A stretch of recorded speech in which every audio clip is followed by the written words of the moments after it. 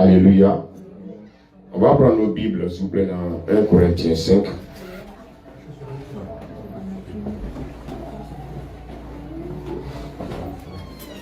« 1 Corinthiens 5. »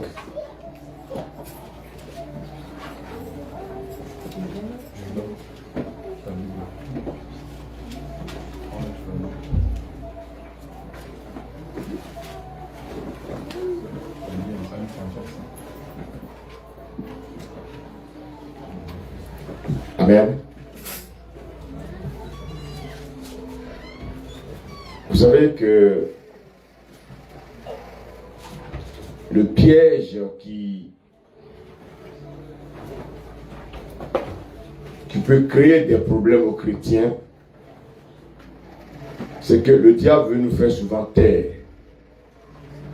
Le diable veut nous faire croire que, en tant que chrétien, on ne peut pas reprendre un frère. En tant que chrétien, on ne peut pas, bien aimé, dire à un frère, reviens sur le bon chemin. Et c'est un gros piège. Ce matin, le Seigneur va vraiment nous aider. Alléluia. Alléluia. Alléluia. 1 Corinthiens 5. Quelqu'un peut me lire le premier verset, s'il vous plaît. Amen. Amen. On entend dire généralement qu'il y a parmi vous de l'impudicité, et une impudicité telle qu'elle ne se rencontre pas, même chez les païens, tout au point que l'un de vous a la femme de son père. On entend dire généralement qu'il y a parmi vous de l'impudicité, et une impudicité telle qu'elle ne se rencontre pas, même chez les païens. C'est au point que l'un de vous a la femme de son père. Amen. Est-ce qu'on peut prendre Matthieu 7, verset 1? Matthieu 7, verset 1.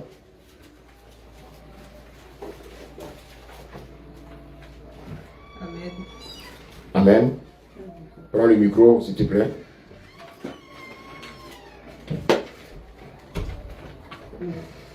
Ne jugez point, afin que vous ne soyez point jugés. Amen. Amen. Ne jugez point, afin que vous ne soyez point jugés. Esdras, la question que je vais te poser ce matin. Qu'est-ce que ça veut dire, ne jugez point? Le Seigneur dit, ne jugez point. Ça veut dire quoi?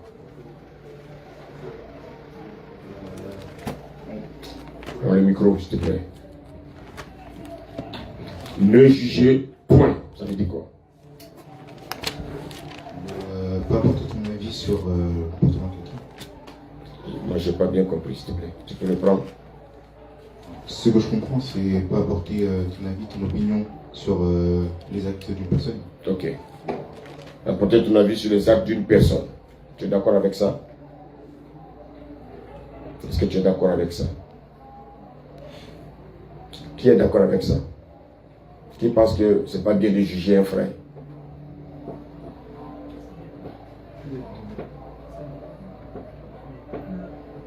Oui, vas-y, explique-toi. On peut juger, mais selon la parole de Dieu.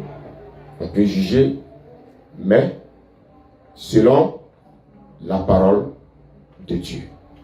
Est-ce qu'on peut acclamer le Seigneur pour ce petit? Amen.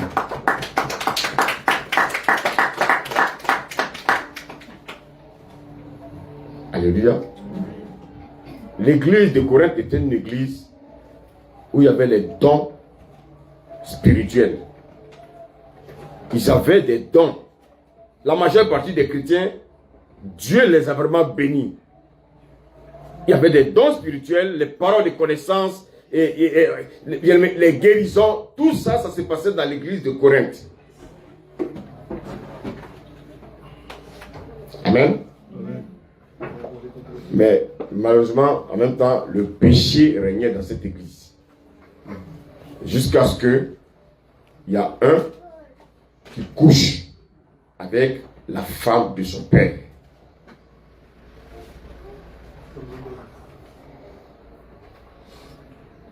Il y a un qui couche avec la femme de son père. Ça veut dire quoi? Quelqu'un comprend ce que ça veut dire? Est-ce qu'on peut coucher avec sa mère? Bon, mais celui-là, il couche avec la femme de son père. Ça veut dire quoi? Oui, Léa?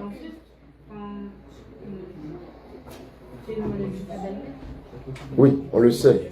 Mais on dit qu'il couche avec la femme de son père. J'ai posé la question de savoir, est-ce que c'est sa mère? Vous avez dit non. C'est qui alors? Sa belle-mère. Quand vous lisez Lévitique, qu'est-ce que Lévitique dit? On couche pas avec lui? Tu ne verras point la nudité de ta belle-mère. Alléluia. En même temps, dans cette église, voici quelqu'un qui commettait des actes ignobles. Et on a l'impression qu'en fait, le pasteur de l'église savait la situation, mais il ne disait rien. Amen. Alléluia. Alléluia. En même temps, dans Matthieu 7, la Bible dit, ne jugez point, afin que vous ne soyez point jugés. Amen. Donc, c'est vrai que dans le milieu chrétien, les gens veulent vivre leur vie, bien aimé, sans que quelqu'un les dérange. Alléluia. Donc, les gens veulent vivre la vie qu'ils veulent. Ils ne veulent pas qu'on les dérange. Mais le même Dieu qui a dit, ne jugez point, afin que vous ne soyez point jugés, mais il ne s'est pas seulement arrêté là. Est-ce que je me fais comprendre? Amen. Allons dans Jean 8. On va revenir dans Matthieu, mais allons dans Jean 8.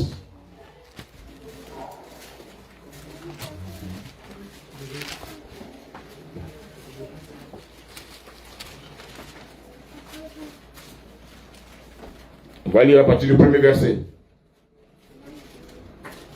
Amen. Amen. Jésus se rendit à la montagne des Oliviers.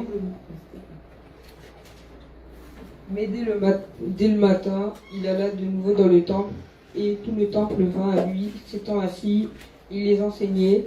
Alors les scribes et les pharisiens amenèrent une femme surprise en adultère, et ils la plaça au milieu du peuple. Ils dirent à Jésus, « Maître, cette femme a été surprise en flagrant délit d'adultère.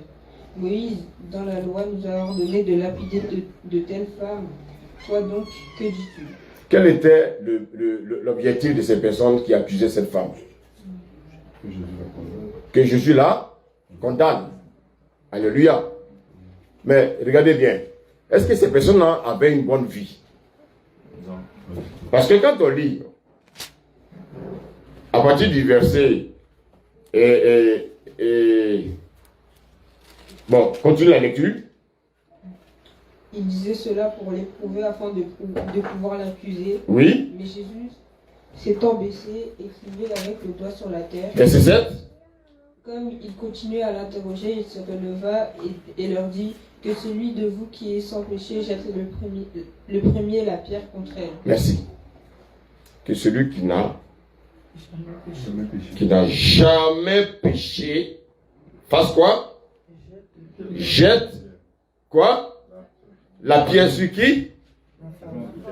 Sur la femme.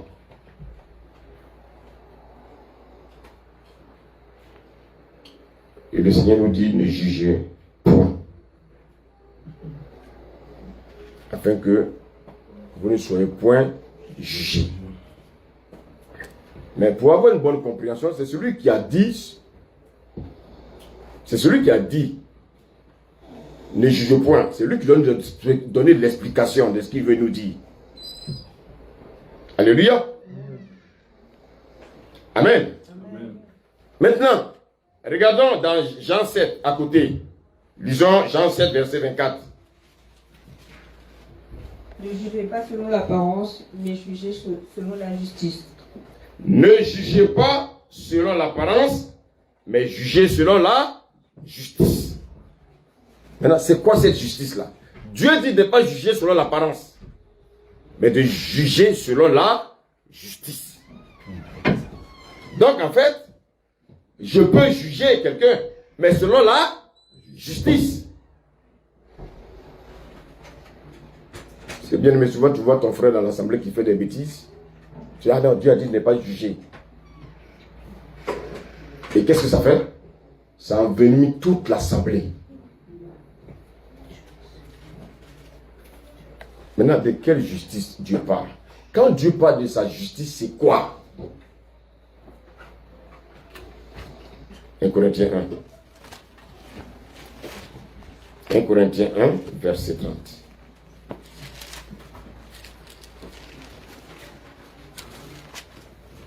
Disons la parole de Dieu. Or, c'est par lui. Or, c'est par qui?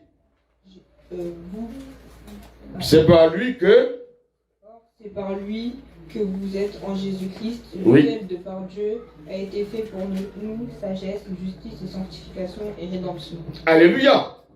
Donc, qui est la sagesse? Jésus. Qui est la justice? Jésus. Qui est la sanctification? Donc ici, Dieu nous parle de sa justice. Donc en fait, de quoi Dieu nous parle? La justice de Dieu, c'est Jésus-Christ. Or, Jésus-Christ, c'est qui? C'est la parole. Donc, comme il a dit tout à l'heure, Jourdain, la parole de Dieu est notre mesure pour pouvoir juger quelqu'un. Alléluia.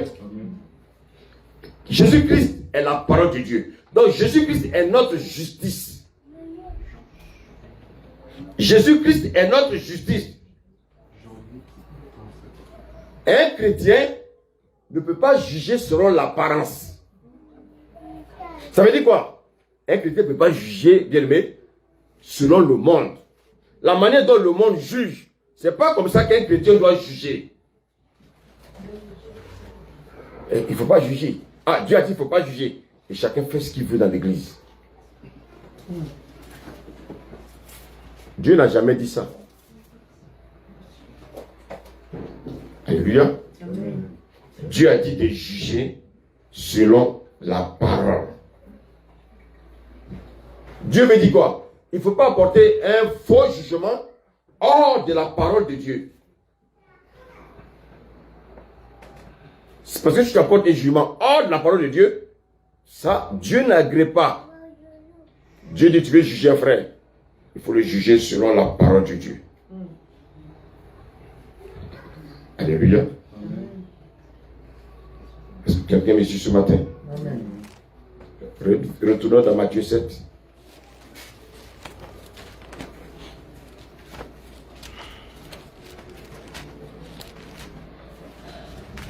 On reprend le verset 1. Ne jugez point, afin que vous ne soyez point jugés. Verset 2. Car on vous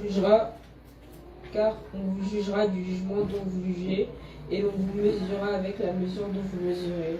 Amen. La Bible dit, car on vous jugera du jugement dont vous jugez,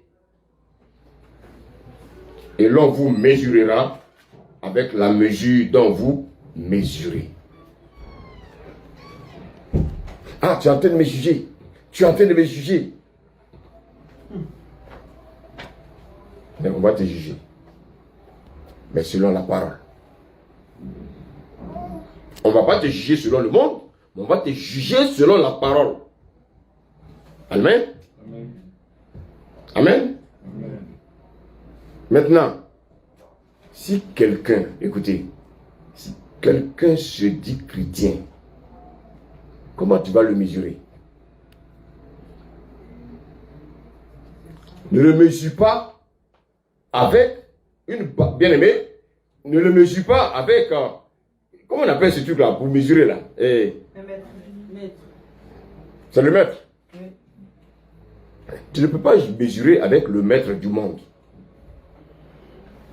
Tu ne peux pas le mesurer avec la mesure du monde.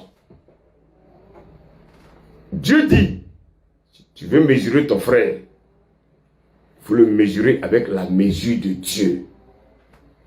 Et quelle est la mesure de Dieu? C'est sa parole.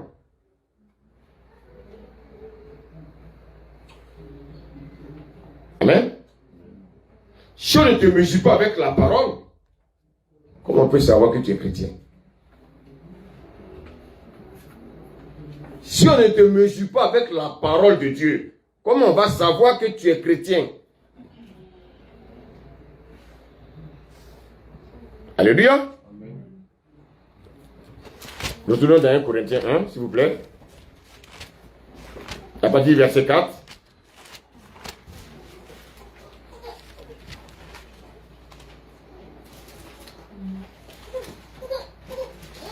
Amen. Amen. Je rends à mon Dieu de continuelles actions de grâce à votre sujet pour la grâce de Dieu qui vous a été accordée en Jésus-Christ. Verset 5. Car en lui, vous avez été comblés de toutes les richesses qui concernent la parole et la connaissance, le témoignage de Christ ayant été solidement établi parmi vous, de sorte qu'il ne vous manque aucun don dans l'attente où vous êtes de la manifestation de notre Seigneur Jésus-Christ. Et Verset 8. il vous affermira aussi jusqu'à la fin pour que vous soyez irréprochables au jour de notre Seigneur Jésus-Christ. Donc, vous voyez, la finalité de Dieu, c'est que quand il va revenir, nous soyons quoi? Irréprochables. Hélène, irréprochable, ça veut dire quoi? Irréprochable, ça veut dire qu'on soit des personnes dont on n'a rien à dire. Quelqu'un peut l'aider? On n'a rien à se reprocher. Mais la question que je vais vous poser, est-ce que tu penses que tu n'as rien à te reprocher, toi? Est-ce que moi, je pense que je n'ai rien à me reprocher? Mais si. Toi, je ne sais pas. Peut-être que toi, tu es déjà parfait. Mais moi, j'ai quelque chose à me reprocher. C'est pour ça que, bien aimé, quand j'écoute les messages, ça s'adresse d'abord à moi. Le Seigneur vient chercher des chrétiens qui sont irréprochables. Voici pourquoi, bien aimé, quand tu vois ton frère qui vit dans le désordre, tu vois ton frère qui a une vie de péché, ton rôle c'est de faire quoi?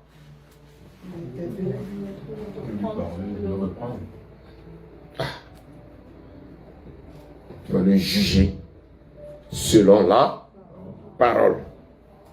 Amen. Alléluia.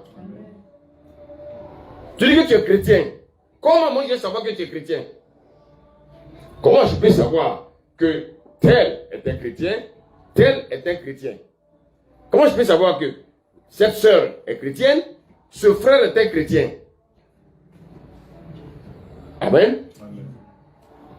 C'est au travers de la parole de Dieu. Vous savez, si tous les chrétiens étaient comme les chrétiens de Bérée, allons dans 1 Corinthiens 17, acte 17, pardon. Acte 17, on va lire le verset 11.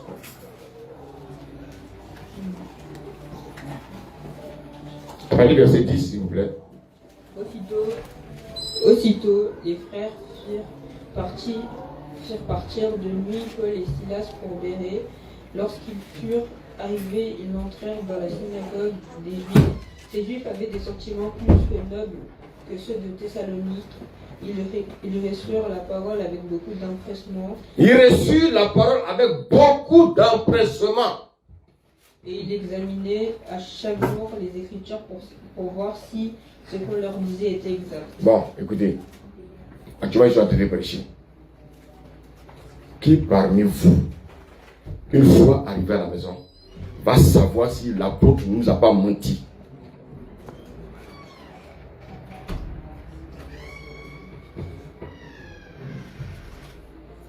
Écoutez, voici des chrétiens, les chrétiens de Bérée. Ils voyaient Paul faire des miracles. Ils voyaient Paul faire des choses extraordinaires. Mais ce n'est pas là qu'ils allaient juger Paul. Qui peut me dire pourquoi ils ne vont pas juger Paul au travers des miracles? Parce que même les faux prophètes font des miracles. Oui, vas-y. Parce que même les faux prophètes font des miracles. Parce qu'aujourd'hui, là, dans l'ère dans laquelle nous sommes, les faux prophètes font des miracles. Les faux prophètes peuvent même faire déplacer la tour Eiffel. C'est pas là qu'il faut les juger. Parce que tout à l'heure, on dit de juger selon la parole. Et donc, les chrétiens d'Hébreu, quand ils viennent, bien aimés, à l'assemblée, ils viennent écouter la parole de Dieu. Quand ils rentrent chez eux là-bas, ils ne vont pas sur Facebook, ils ne vont pas sur Instagram. Qu'est-ce qu'ils prennent? Ils prennent leur temps pour vérifier si le message qu'ils ont écouté est vrai. Et si ça vient de Dieu.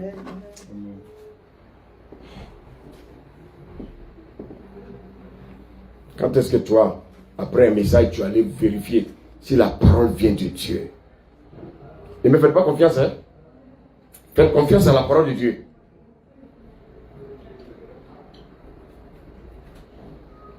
Alléluia. Amen. Alléluia. Amen. Aujourd'hui, beaucoup font des faux miracles.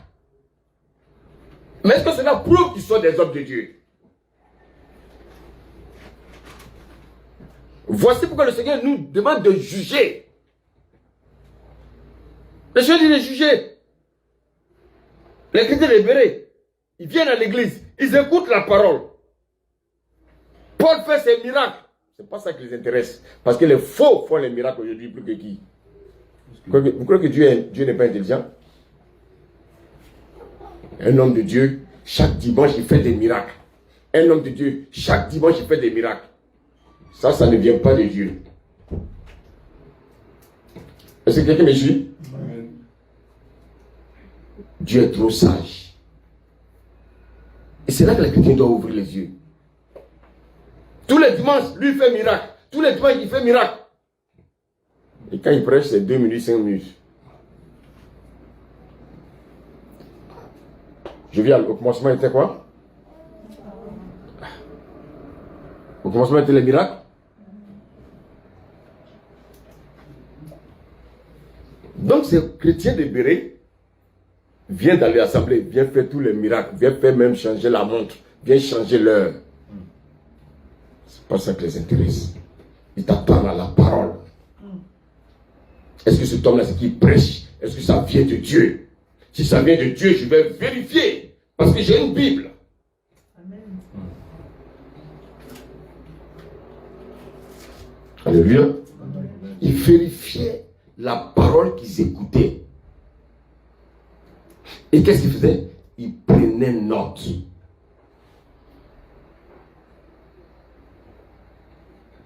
Vous venez à l'église, vous avez les bras comme ça sur le menton. Vous venez à l'église, vous avez les bras sur bien aimé. On vous donne des conseils, on vous dit venez avec des cahiers pour noter. Mais vous ne le faites pas. Vous savez pourquoi? Vous savez pourquoi? Parce que vous n'avez pas la crainte de Dieu. Quand moi j'ai commencé à être chrétien, j'avais un livre, j'avais ma Bible, j'avais mon cahier, j'avais même bien aimé tous les couleurs de stylo. Pour pouvoir bien aimer, bien noter les choses. Parce que c'est comme ça qu'on apprend à grandir. Amen. C'est tout ça, je demande à quelqu'un le message qu'on a prêché dimanche. Quelqu'un peut me faire le résumé? Incapable.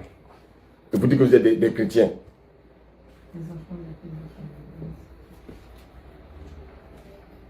Il faut que vous changez de mentalité. Amen. Donc quand Paul prêchait, il vérifiait. Est-ce que ce que Paul prêche, est-ce que c'est biblique? Est-ce que ce que Paul prêche, est-ce que c'est dans la Bible?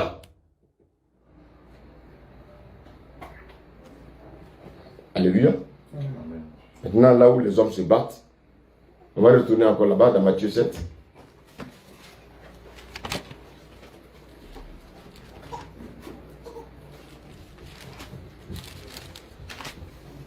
La Bible dit, ne jugez point, afin que vous ne soyez point jugés.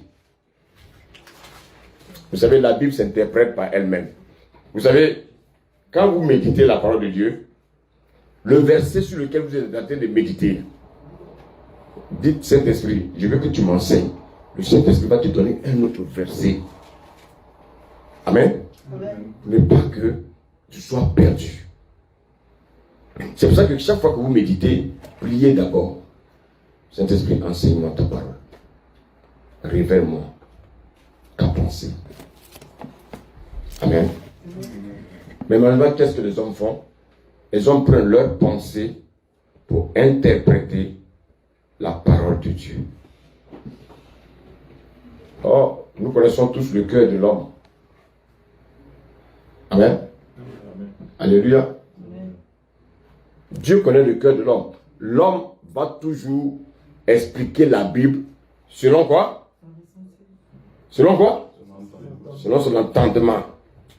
Il veut que ça l'arrange. Or, bien aimé, le Seigneur nous a dit dans Ésaïe 55, il dit quoi? Que vos pensées ne sont pas mes pensées. Mais l'homme veut forcément que Dieu le suive dans ses pensées. Vous savez, la pensée de l'homme ne peut pas capter Dieu. C'est pour ça que nous devons laisser le Seigneur nous enseigner. Amen. Amen. Donc le Seigneur dit, il dit de ne point juger, de sorte que toi aussi, tu ne sois jugé.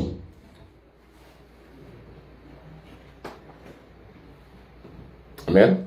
Amen. Ça veut dire quoi? Ça veut dire que si toi tu ne veux pas qu'on te juge, amen. Si tu ne veux pas qu'on te juge, qu'est-ce que tu dois faire? Ne juge pas ton frère. Et donc les gens se sont dit, ah bon, donc Dieu a dit de ne pas juger.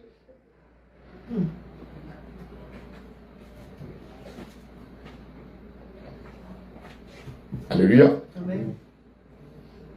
Si patience me dit, ne me juge pas. Amen. Amen. Alléluia. C'est-à-dire que lui aussi ne doit pas me juger. Et donc les chrétiens se sont arrêtés là. Et l'église est devenue, bien aimé, un désordre. Chacun vient, il fait ce qu'il veut. Non, il ne faut pas me juger. Parce que moi, je ne te juge pas. Amen. Amen. Amen. Amen. Si tu ne veux pas qu'on te juge, ne juge pas les autres. Parce que la Bible dit quoi? Car on te jugera du jugement dont tu juges. Et l'on te mesurera avec la mesure dont tu mesures.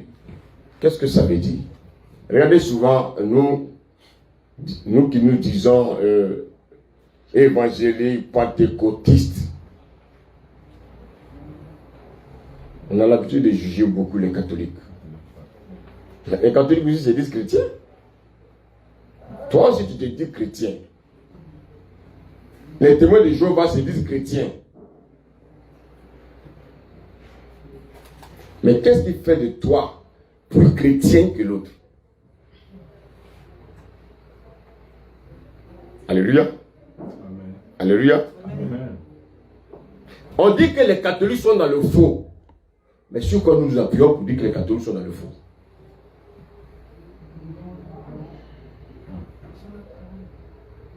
Sur la parole. Pourquoi? Pourquoi nous disons que les catholiques sont dans le faux? Parce que eux, ils vénèrent, ils font de l'idolâtrie sur qui? Marie. Ils adorent Marie. Donc, moi je peux les juger. Mais qu'est-ce qui me donne la force de pouvoir les juger? Oh, quelqu'un me suit? Moi, ce que, étant évangélique, dans l'église, aucune femme ne prêche. Amen. Donc, quelqu'un me suit là ce matin? Amen. Amen. Parce que les chrétiens, les évangéliques, ils se prennent trop des hommes plus spirituels. Mais là, quand ça ne les arrange pas, ils veulent tordre le cou à la parole de Dieu.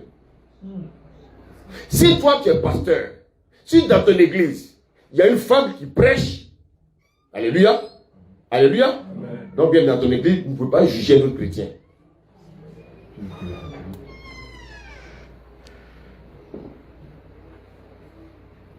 Quelqu'un me suit? Amen. C'est celui qui est droit dans ses bottes. C'est celui qui est vraiment dans la parole de Dieu qui peut juger un catholique. Alléluia. Amen.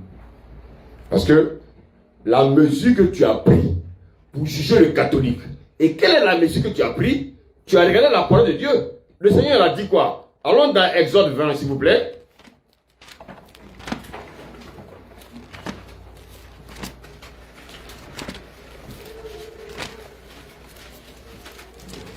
Exode 20, quelqu'un peut me lire le verset 3 à 4. Tu n'auras pas d'autre Dieu devant moi, devant ma face, pardon. Et tu ne feras point d'image taillée ni de représentation quelconque des choses qui sont en haut dans les cieux, qui sont en bas sur la terre et qui sont dans les eaux plus bas que la terre. Merci. Tu n'auras pas d'autre Dieu devant ta face. Donc, bien aimé, est-ce que moi j'adore des idoles? Non. Dieu a dit ne pas adorer des idoles. Dieu a dit de ne pas avoir des représentations des choses dans nos maisons. Mais eux, ils vont à Lourdes, ils vont acheter bien aimé des statues, ils disent que c'est Marie, ils viennent adorer dans leur maison. Donc on peut les juger. Mais, si je veux les juger, il faut que je sois irréprochable. C'est ce que le Seigneur dit. Tu veux juger ton frère, toi sois irréprochable. Parce qu'on te jugera la même mesure, alléluia, avec laquelle tu juges. Toi, tu dis que tu es pasteur, ta femme prêche. Alléluia. Ça veut dire quoi? Ça veut dire que toi, tu ne peux pas juger un catholique.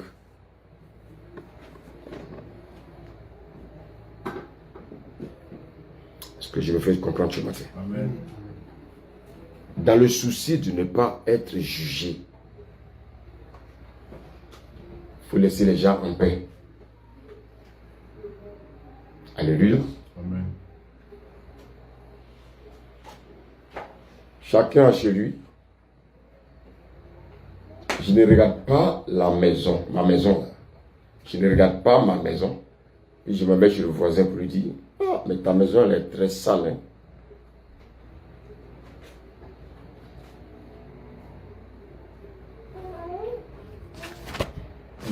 Regardez ce que Matthieu, retournons dans Matthieu 7. Matthieu 7.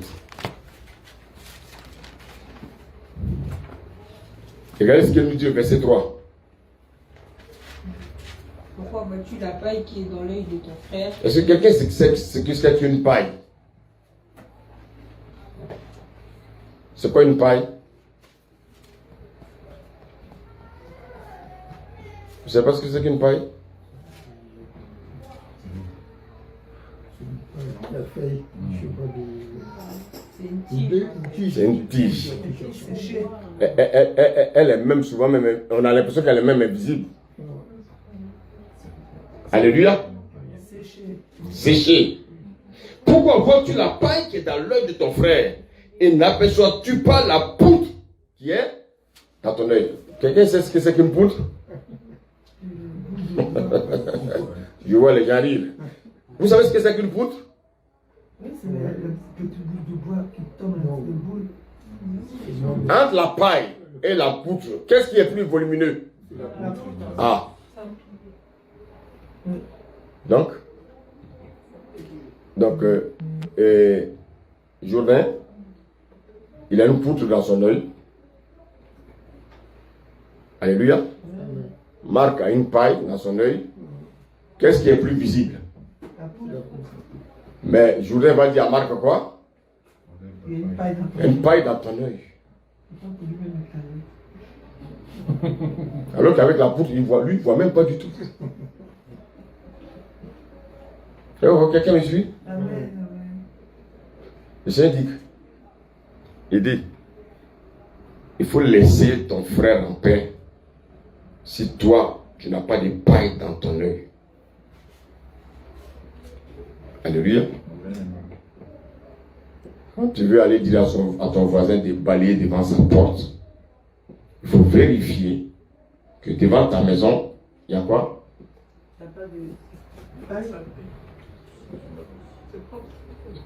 Il faut d'abord vérifier, parce que nous, on ne vérifie pas. C'est pour ça que le Seigneur nous doit de vérifier la parole.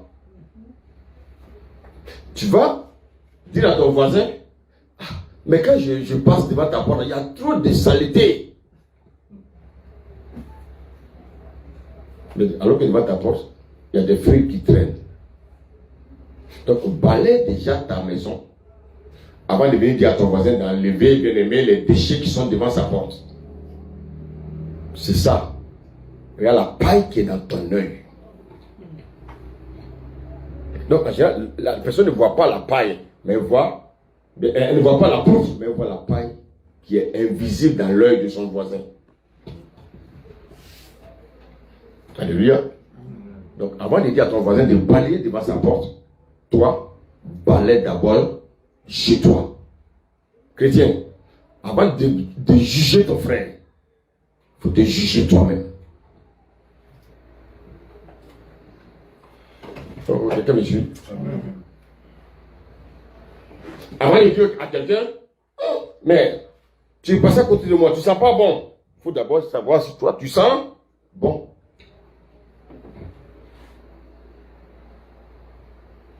Alléluia. Amen. Hier, j'étais tellement rigolo, je voyais des jeunes là qui allaient chercher le train pour aller à Paris. Vous brûlez les trains et vous cherchez le train pour aller à Paris. Non, mais vous voyez comment les hommes sont. L'homme est insensé. Vous brûlez les trains et vous cherchez des trains pour aller à Paris. Vous détruisez les mairies et vous voulez faire des dossiers administratifs à la mairie.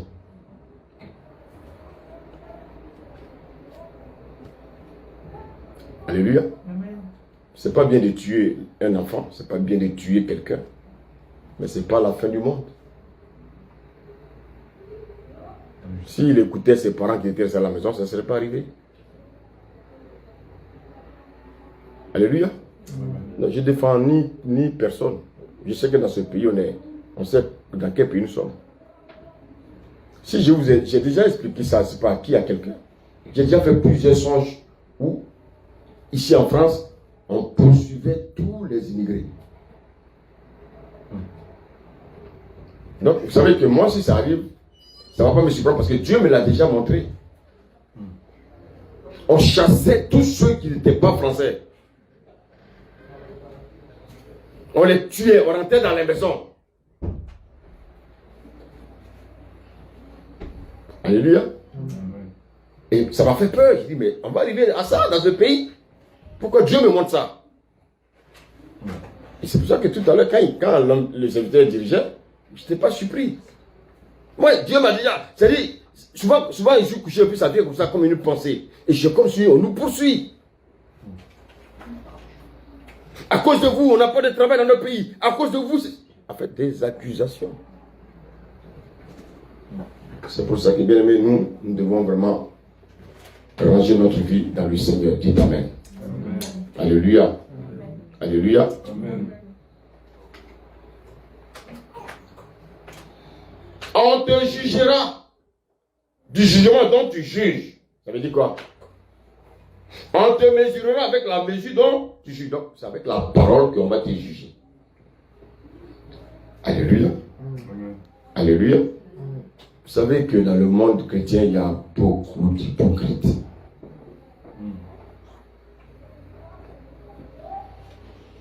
Alléluia. Je donne un exemple. Si Thomas vit dans l'impudicité, je n'ai pas dit que tu vis dans l'impudicité. Hein. Alléluia. Si Thomas vit dans l'impudicité, Amen, et que Marc est un menteur, Marc peut juger Thomas? Non. Et pourquoi? Non. Marc ne commet pas l'impudicité. Alléluia. Il ne commet pas l'impudicité. Il ment. L'autre commet l'impudicité. Est-ce qu'il peut se juger? Non. Pourquoi? Les deux sont en train de... Mais est-ce que c'est le même péché? C'est le péché, que ça conduit à la mort. Ah. Donc vous avez compris le message? Est-ce que quelqu'un me suit? Dites-moi. Quelqu'un qui est orgueilleux. Il voit quelqu'un qui ment, il va en vouloir au gars qui ment. Alors que lui-même il est. Donc il n'a pas le droit de juger celui qui ment. Quelqu'un me suit? Amen. Quelqu'un me suit là? Amen. Si moi je suis dans l'adultère, alléluia, je ne peux pas l'accuser quelqu'un qui est dans l'implicité. Toi, arrête l'implicité. Hein? Dites-moi, entre l'implicité et l'adultère, lequel ressemble à la paille? L'impudicité.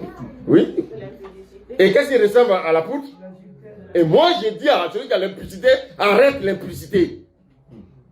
Et c'est ça qu'on voit dans l'église. Si je dois te juger, alléluia, il faut que je sois sans reproche.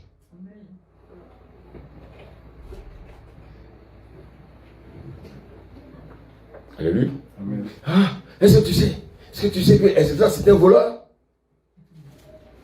Oh. Mais avant de dire qu'Esdras c'est un voleur, il faut que je sois conscient que moi je ne suis pas avare. Quelqu'un me suit? Non, je ne dois rien te reprocher, hein, mon frère. Écoutez-moi bien. Si je suis avare, je ne peux pas reprocher à quelqu'un qui vole, qu'il est voleur. Allô? Parce que dans la Bible, il dit quoi? La Bible dit quoi? Par rapport à la valise, qu'est-ce que Dieu dit? Oui, les avares ne n'utilisent pas le royaume des cieux. Et puis les voleurs aussi. Donc je ne peux pas juger celui qui vole. Alléluia. Alléluia. Donc avant de pouvoir juger celui qui a la paille, qu'est-ce que je dois faire, Léa, d'abord? Je vais regarder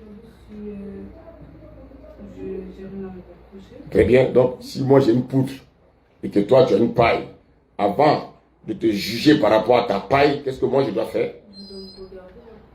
Qu'est-ce que moi je dois faire? J'ai une poutre, qu'est-ce que je dois faire? Je dois enlever la poutre.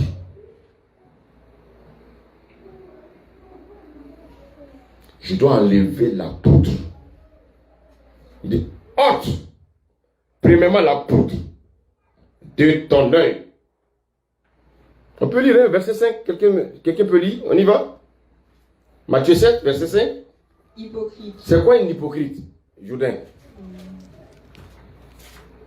Est-ce que tu as été déjà hypocrite? Un duplique. Vas-y, prends le micro, oui. D'expliquer c'est quoi hypocrite? C'est quoi l'hypocrite, oui? C'est quelqu'un qui n'est pas sincère envers une personne. Ok. Ok. Est-ce que toi, tu as été déjà hypocrite? Oui, sûrement. Alléluia. Est-ce que tu as été déjà hypocrite? Donne-moi un exemple où tu montres que tu es hypocrite.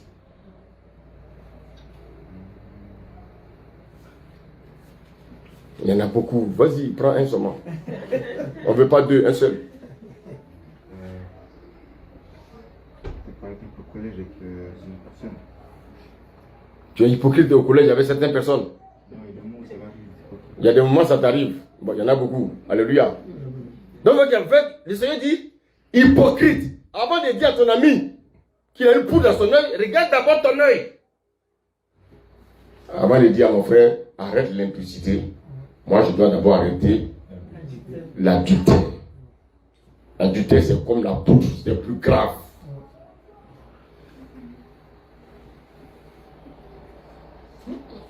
Est-ce que quelqu'un me suit ce matin? Écoutez, c'est ça qui fait grandir l'église. Et dans les églises, il y a trop d'hypocrisie. C'est les personnes qui sont dans le péché qui condamnent les autres.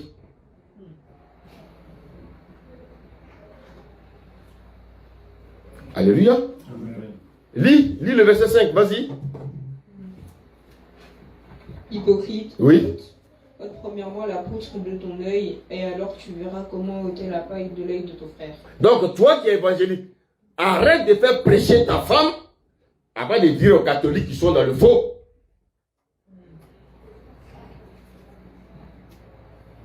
Arrête de mentir avant de dire à ton frère d'arrêter la cupidité.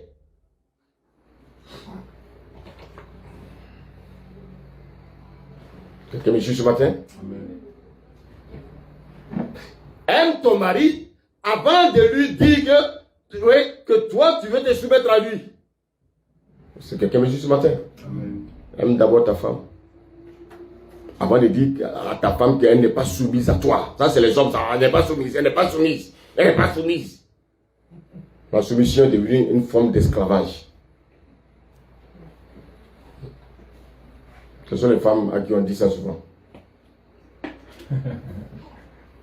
À qui on dit souvent, tu n'es pas soumise. Lève les mains. La personne sera délivrée ce matin. Alléluia. Les hommes sont forts pour ça, quand ça les arrange. Soumets-toi à moi. Soumets-toi. Oh, soumets-toi à moi. Est-ce que toi tu m'aimes? Alléluia. Amen. Alléluia. Avant d'accuser un frère, il faut que je me rende compte que moi-même ma vie est propre. Quand ta vie est propre, maintenant tu peux juger. Amen. Amen. Alléluia. Un chrétien qui est propre, c'est lui qui peut juger son frère. Est-ce que quelqu'un me suit ce matin? Regardons ce que nous dit 1 Corinthiens 2. Verset 15. 1 Corinthiens 2, verset 12, s'il vous plaît.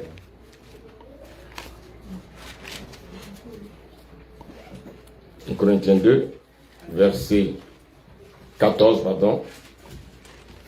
Mais l'homme animal ne reçoit pas les choses de l'Esprit de Dieu, car elles sont une folie pour lui, et il ne veut pas les connaître parce que c'est spirituellement que l'on juge. Écoutez-moi bien, aucun homme animal, aucun païen n'aime la vérité. Toi, tu dis que tu es enfant de Dieu, donc normalement tu dois aimer la vérité. Alléluia. Amen. Aucun païen, l'homme animal, il ne reçoit pas les choses de Dieu. Donc l'homme animal ne peut pas recevoir la parole. L'homme animal ne peut pas aimer la parole. Alléluia. Amen. Toi, tu dis que la femme prêche chez toi parce que nous sommes dans un monde d'émancipation. Alléluia. Alléluia. Mais est-ce que l'émancipation et la parole, ce sont des synonymes? Non. Mais c'est deux choses différentes. Qui en parle? Qui parle de l'émancipation? Ce sont les hommes? Est-ce que dans la Bible, Dieu a déjà parlé de l'émancipation? Non. Vous savez, la parole de Dieu ne change pas. Amen. La parole de Dieu ne change pas. La parole de Dieu est éternelle. Dieu n'a jamais parlé d'émancipation dans la parole. Jamais. Continue la lecture là. L'homme spirituel, au contraire, juge de tout, et il n'est lui-même jugé par personne. Est-ce que vous avez compris? Un homme spirituel, c'est celui bien-aimé qui est sans reproche. Et comme il est sans reproche, lui peut juger. Amen. Alléluia. Et il juge de tout. Il juge de tout. Continue la lecture, serviteur.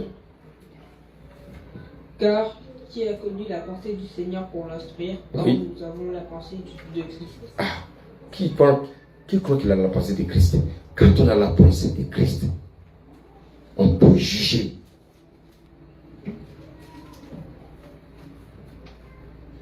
Alléluia. C'est spirituellement qu'on en juge. Vous avez vu, non?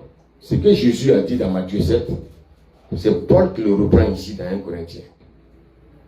Il dit que le chrétien juge de tout. Alléluia. Amen. Donc en fait, celui qui n'a rien à se reprocher peut juger. Mais si tu as quelque chose à te reprocher, tais-toi.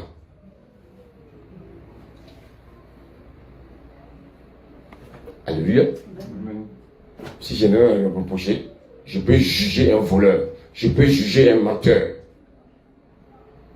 Je peux juger tous ceux qui sont dans le péché. Pourquoi?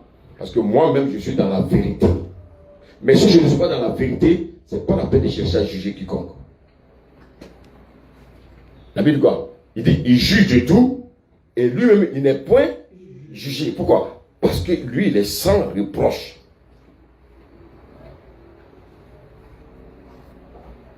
Alléluia. Maintenant, si tu traites quelqu'un de menteur, il faut être conscient que toi-même, tu n'es pas un escroc. Ah oui. Parce qu'on va te mesurer avec la même mesure que tu mesures. Amen. Amen. Jean 7, verset 24.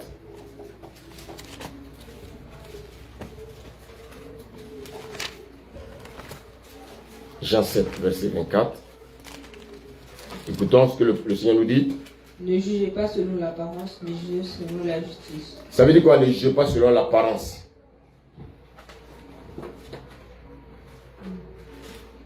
Océane? C'est l'image qu'on a de la personne. C'est l'image qu'on a de la personne. J'aime bien ce thème-là. Alléluia. L'image que nous on se fait. On se fait souvent des films, des photos. Je regarde la personne, je commence déjà à la juger. Alléluia. Il y a des gens qui ont jugé des personnes avant même d'être en classe, à la rentrée. Quand ils sont rentrés dans la classe, c'est comme leur professeur.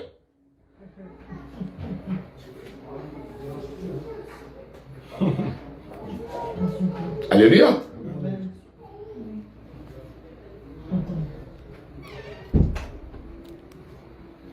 Donc, moi je peux juger, mais selon la justice. Je peux juger selon la parole. Tu peux lire la suite, s'il te plaît?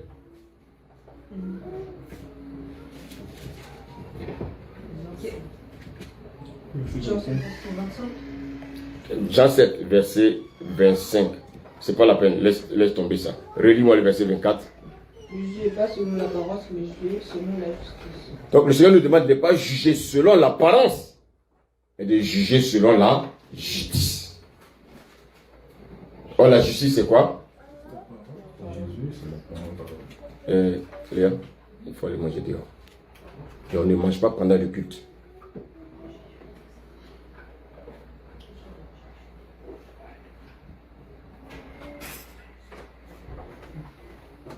Alléluia. Donc c'est par la parole de Dieu qu'on juge quelqu'un. Je ne peux pas juger quelqu'un en m'éloignant de la parole. C'est pas possible.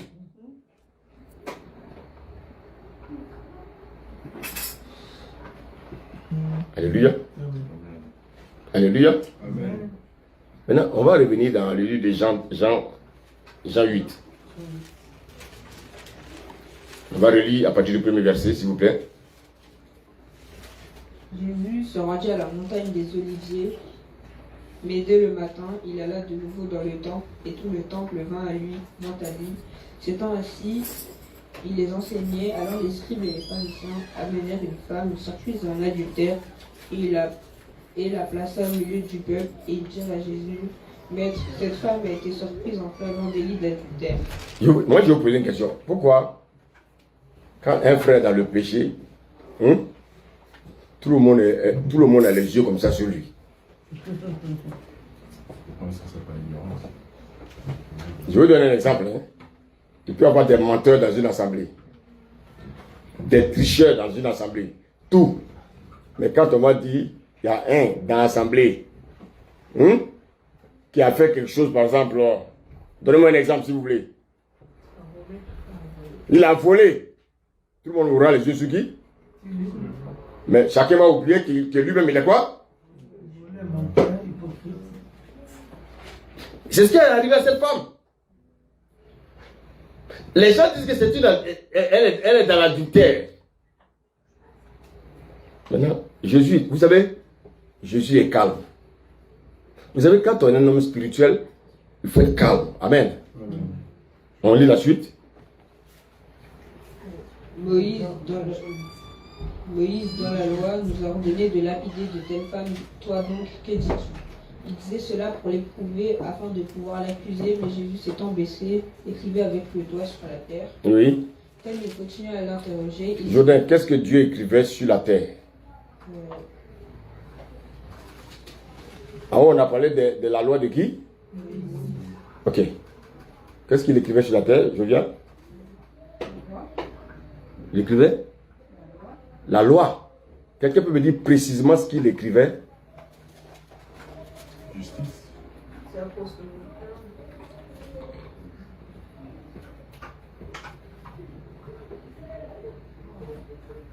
On va le lire tout à l'heure. quiconque n'a pas péché, Ah, lève le doigt.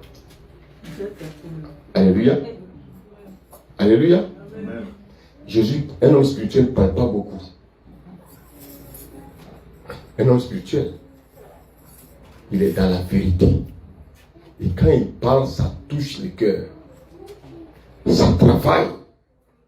Mais comme les hommes sont orgueilleux, ils ne supportent pas qu'on leur dise la vérité. Oh, c'est cette vérité qui va te guérir.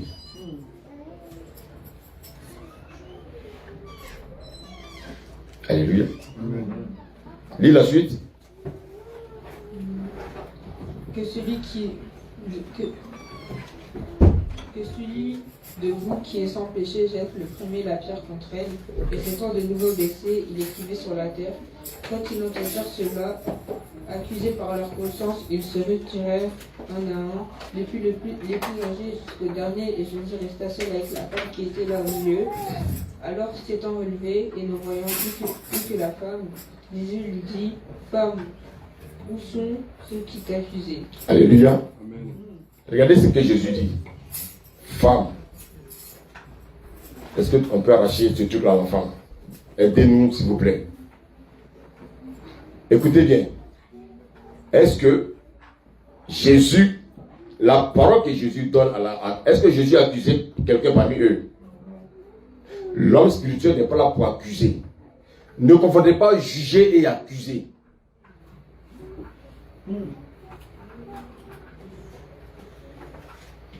Alléluia. Jésus, il a simplement écrit.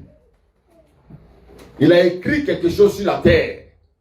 Il sait que les scribes et les pharisiens connaissent la loi de Moïse. Il sait qu'ils savent lire. Il a écrit. Il dit simplement, si parmi vous là, dans cette salle-là, si quelqu'un pense qu'il n'est pas un pécheur, il peut juger.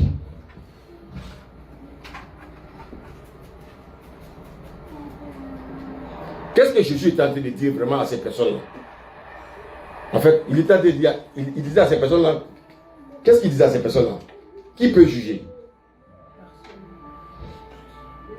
On demande que Dieu sait. Donc que Dieu sait qui est le péché. Très bien. C'est la parole. Mais, en fait, je veux dire, qu'est-ce que je veux vous faire comprendre? Tous ceux qui avaient les pierres. Vous savez, quand vous lisez le passage, la Bible dit qu'il y avait même des enfants.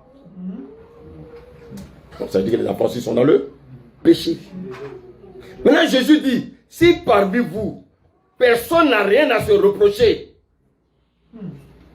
qu'il jette la pierre. Personne n'a jamais péché. Ils ne sont pas justifiés. Ils ne sont pas justifiés, c'est vrai. Alléluia. La question que je vais vous poser, mais parmi eux, tous ceux qui étaient là, donc personne parmi eux ne pouvait juger la femme. Est-ce qu'ils avaient tous quelque chose à se reprocher? Tout à l'heure, on a lu un passage dans 1 Corinthiens 2. Ils n'étaient pas spirituels. Ils n'étaient pas spirituels. Donc, qui pouvait les juger? C'est Jésus. Jésus. Pourquoi Jésus voulait les juger? Parce qu'il était le seul qui était spirituel.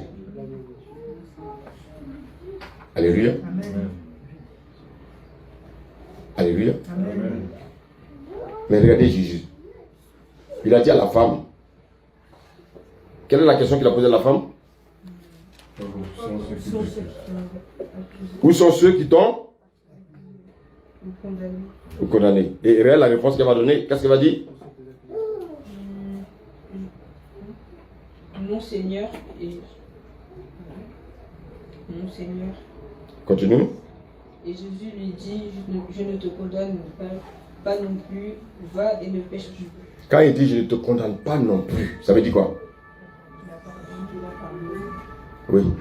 Mais qu'est-ce que Jésus veut dire? Que Jésus n'est pas Que condamné. les autres personnes de la condamnée ne condamnent pas.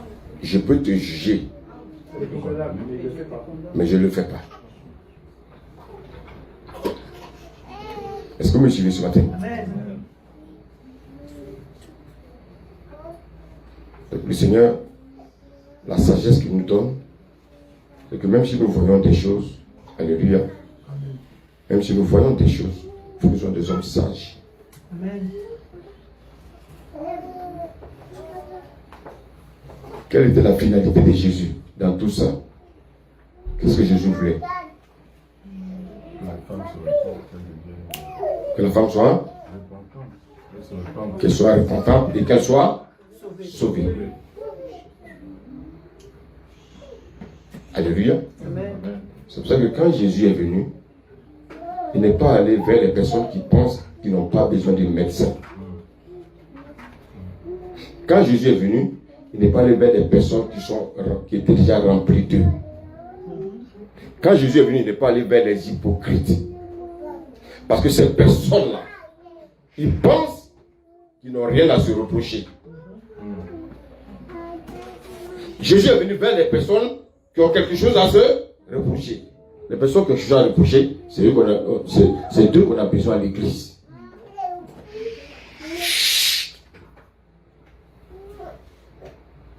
Alléluia. Amen. Alléluia. Tu n'as rien à te reprocher. Tu n'as pas ta place dans l'église ici. Tu peux rester à la maison. Alléluia. Si tu as quelque chose à te reprocher, Jésus a besoin de toi. Il veut te faire changer de vie. Alléluia. Amen. Celui parmi vous, parce qu'il est sans tache, sans péché, qui lève le doigt. Je vais appeler le Seigneur tout de suite. Il va l'enlever. Lui, il va nous précéder. Amen. Vous voyez qu'en fait, le Seigneur Jésus, il veut que nous prenions conscience, bien-aimés, de la vie que nous menons. En prenant conscience de la vie que nous menons, au lieu que je me laisse juger par un frère, Dieu veut que moi-même je fasse quoi? Je me juge moi-même. Et donc, vous voyez que on va terminer là, dans 1 Corinthiens 5, s'il vous plaît.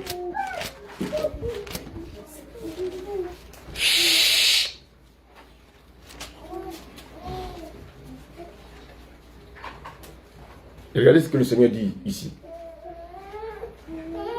1 Corinthiens 5, on va lire à partir du verset 2. Et vous êtes en feu d'orgueil, et vous n'avez pas été plutôt dans l'affliction, afin que celui qui a commis cet acte fût ôté du milieu de vous. Vous voyez donc Jésus dit, ces gens de personnes n'ont pas leur place dans l'assemblée.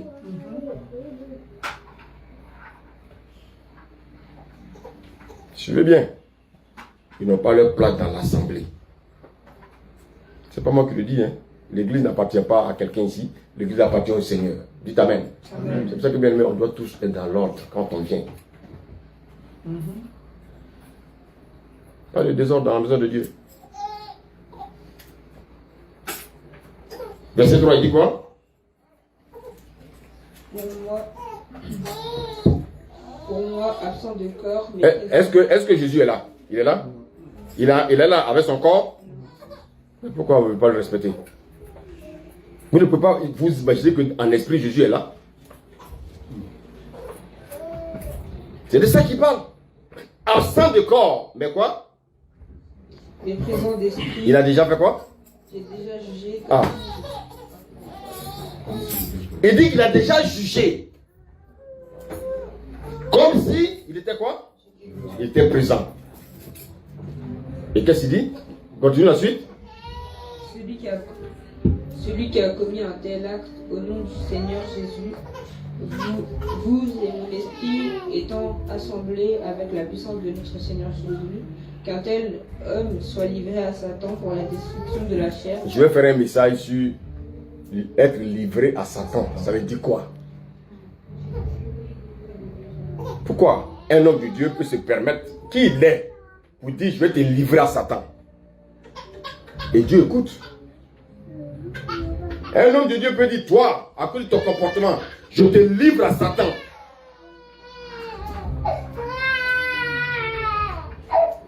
Alléluia. Amen. Ne permettez jamais un homme de vous livrer à Satan. Un homme de Dieu, si vous en prie, ne permettez jamais un homme de Dieu de vous livrer à Satan. Alléluia. Maintenant, on va lire la suite là. Lis après du verset 9. Je vous ai écrit dans ma lettre de ne pas avoir des relations avec des impudiques. Je vois qu'en fait, quelqu'un peut être impudique dans l'église. Dieu dit, je ne veux pas avoir des relations avec lui. Lui, il est dur, hein. Nous, on est léger là. Il est dur. De ne pas avoir de relation avec quelqu'un qui est impudique. Quelqu'un qui couche avec les femmes avant le mariage. S'il y en a dans cette salle, abandonnez.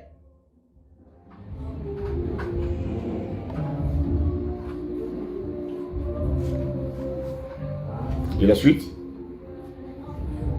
Non, pas d'une manière absolue avec l'impudique de ce monde. Ça veut dire quoi? Il dit pas de manière absolue. Un impudique est dans le monde qui ne connaît pas le Seigneur. Je ne peux pas l'abandonner parce que je dois le gagner à Christ. Mais quelqu'un qui se dit frère et qui vit dans le péché, le Seigneur dit éloigne-toi de lui. C'est un faux frère. Un faux frère. Il connaît la parole. Il désobéit à Dieu. Il vient polluer l'église. Il faut le sortir du milieu de vous. Sinon il va polluer les plus faibles. À l'église, il y a toujours des gens qui sont plus faibles. Il y a des gens qui sont plus faibles. Ah non, mais moi je suis chrétien aussi. Le vieux prophète et le jeune. Ah non, je ne sais pas. Ah mais ça fait 20 ans que je suis chrétien. Non, ne va pas Dieu à amour.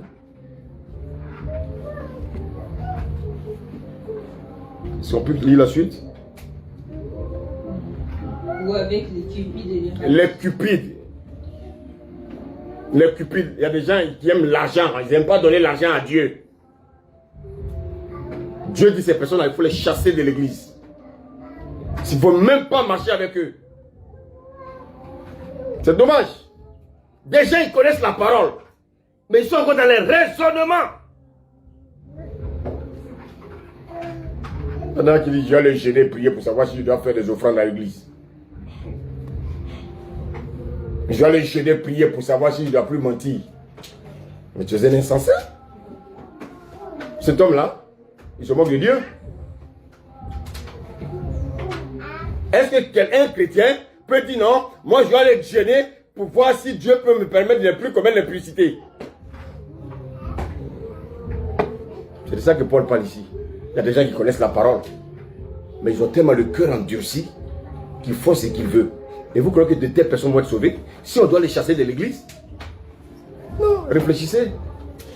Est-ce qu'on peut continuer la lecture? Ou avec les idoles. Ou avec les idolâtres. Autrement, il nous faudra... Les idolâtres, les gens qui adorent les statues là.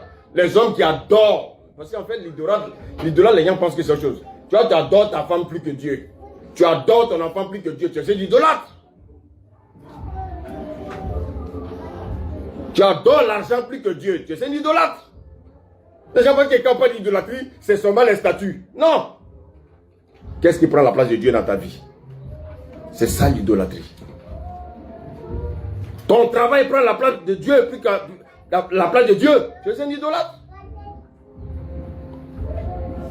Continue la lecture. Autrement, il vous faudrait sortir du monde. Ah. Autrefois, il faudrait sortir du monde. Continue. Maintenant, ce que je vous ai écrit, c'est de ne pas avoir de relation avec quelqu'un qui, se nommant frère, est impudique ou cupide ou idolâtre ou outrageux ou ivrogne ou ravisseur.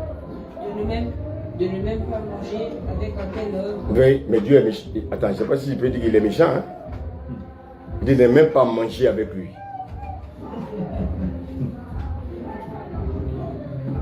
Écoutez-moi bien, si je ne vous prêche pas la parole de vérité, c'est pas bien de revenir ici. Allez là-bas, là où on danse. Venez vous danser pendant 3 heures et vous rentrez chez vous. Moi, Dieu m'a pas comment on appelle ça là, formaté comme ça. Dieu m'a formaté à prêcher la vérité. C'est à prendre ou à laisser.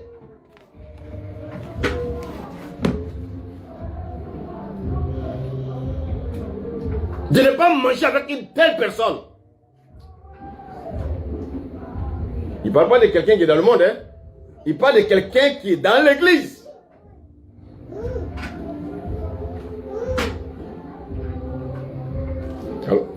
Allons dans Galates, rapidement. Galates 6.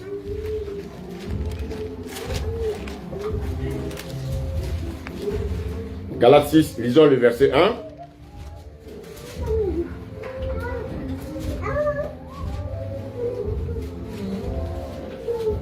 Frère, si un homme vient à être pris en quelque faute, vous qui êtes spirituel, redressez-le avec un esprit de douceur. Prends garde à toi-même de peur que tu ne sois aussi tenté. Verset 2. Portez les fardeaux les uns des autres et vous accomplirez ainsi la loi de Christ. Si quelqu'un pense à être quelque chose, quoiqu'il ne soit rien, il s'abuse de lui-même. Amen. Alléluia. Alléluia. Maintenant, une chose également que le Seigneur nous recommande, c'est dans Matthieu 18, verset 15.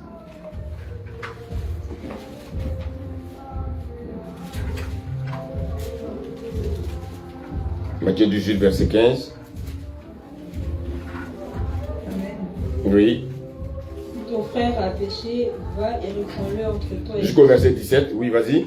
Entre toi et lui seul, s'il t'écoute, tu as gagné ton frère. Donc, quand le frère persiste dans sa bêtise, tu l'appelles, tu vas le voir, tu dis, mon frère, ce que tu fais là, il faut abandonner. Mais il faut être sûr que toi-même, tu es dans le spirituel. Il faut être sûr que toi-même, tu n'as pas de péché. Sinon, ça, il n'aura aucune onction. Va chez ton frère. Hé, frère, tu commences à coucher avec les filles de l'église là. Il faut que tu arrêtes. Frère, quand tu viens à l'église là, tu dis tu commences à critiquer les frères et sœurs là. Il faut que tu arrêtes. Frère, quand tu viens à l'église là, tu commences à mettre les chrétiens à bien mettre dans des disputes. Il faut que tu arrêtes. Frère, c'est la parole de Dieu. Il n'y a pas de chose. Lis la suite. Mais s'il ne t'écoute pas, S'il ne t'écoute pas, prends avec toi une ou deux personnes. maintenant s'il ne t'écoute pas, tu prends avec un ou deux sages de l'église. 2 frères, une sœur qui sont sages dans l'église. Vous allez le voir. Continue. Afin que toute l'affaire se règle sur la déclaration de 2 ou 3 témoins. Oui. S'il refuse de les écouter, S'il refuse de les écouter, dis-le à l'église. dis-le à l'église. Et refuse aussi d'écouter l'église. Oui.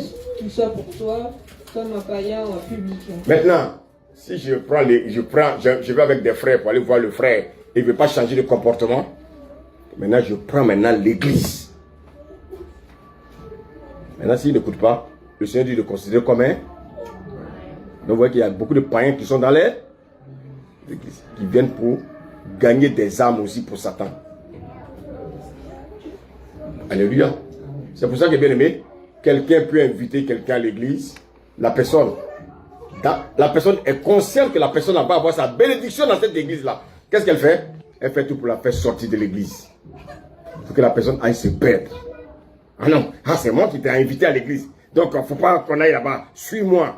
Et vous voyez, la personne qui était venue pour avoir sa bénédiction, sans discernement, suit cette personne-là, elle va à la perdition. Alléluia. Alléluia. Vous voyez qu'en fait, on peut reprendre un frère qui n'est pas dans les boîtes, il faut le reprendre. Tu peux le reprendre d'abord, tu vas le voir. Tu vas avec un des frères, tu vas avec l'église, il ne coupe pas. Maintenant, quand la personne, dans son comportement, continue à persister, regardez ce que le Seigneur dit. Allons dans 1 Timothée 5, c'est là qu'on va terminer. 1 Timothée 5, verset 20.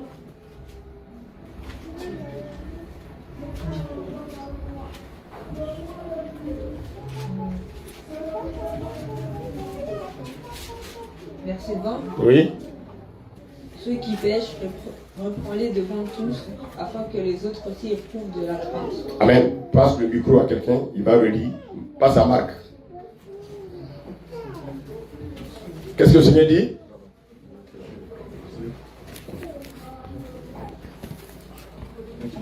Et Timothée 5, verset 20, je dis.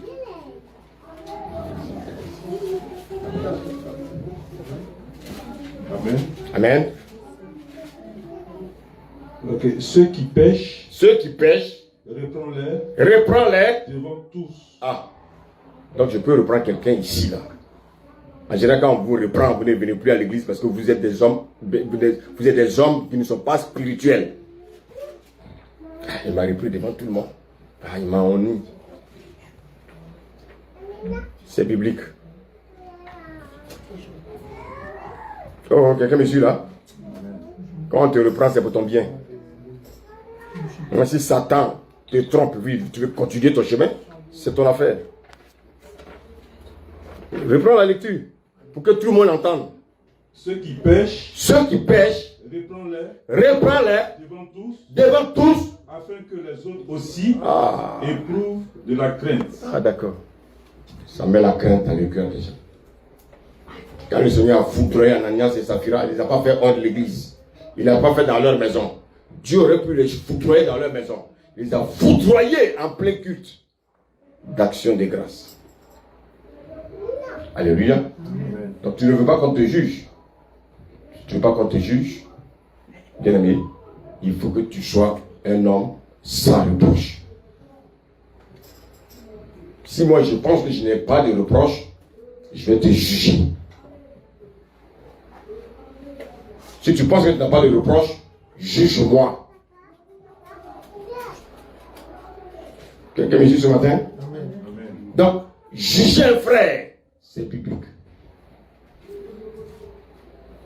Pourquoi? Parce que tu l'aimes. Quand on aime quelqu'un, on le juge pour qu'il revienne dans la présence de Dieu. Alléluia.